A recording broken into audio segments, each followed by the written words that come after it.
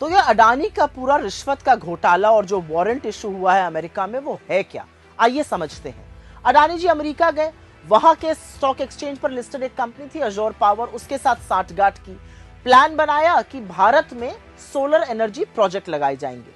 अब उस प्रोजेक्ट को लगाने के लिए अमेरिकन इन्वेस्टर्स से, अमेरिकी लोगों से, अमेरिकन फंड से करीब 25,000 करोड़ रुपए उठाए गए, बड़े बड़े सपने उनको दिखाए गए। फिर भारत में सोलर एनर्जी प्रोजेक्ट लगने थे, लेकिन यहां पर दिक्कत यह आई कि जो बिजली थी वो बहुत महंगी थी, तो सरकारों ने वो लेने से मना कर दिया।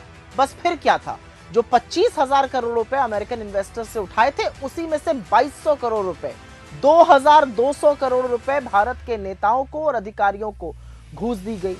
इससे हड़कंप मच गया।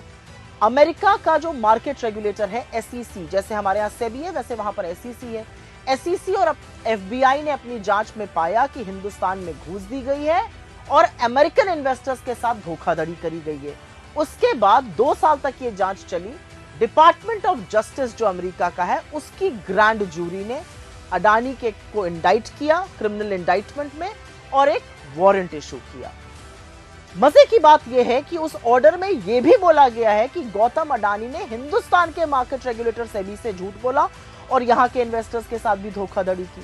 लेकिन कितने कमाल की बात है कि हिंदुस्तान में घूस देने का मामला, हिंदुस्तान में सेबी से झूठ बोलने का मामला, अमेरिका में इस पर कार्रवाई हो रही है, अमेरिका इसके खिलाफ एक्शन ले रहा है, अमेरिका में वो मोस्ट वांटेड अपराधी बन गए, लेकिन नरेंद्र मोदी के रहते हुए हिंदुस्तान में कोई उनका बाल बांका नहीं कर पा रहा है।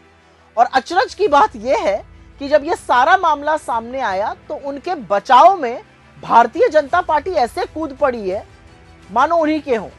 अरे मोदी अडानी थोड़ा पर्दे के पीछे रहने दीजिए, पर्दे के आगे तो थोड़ा दूरी बनाए रखते।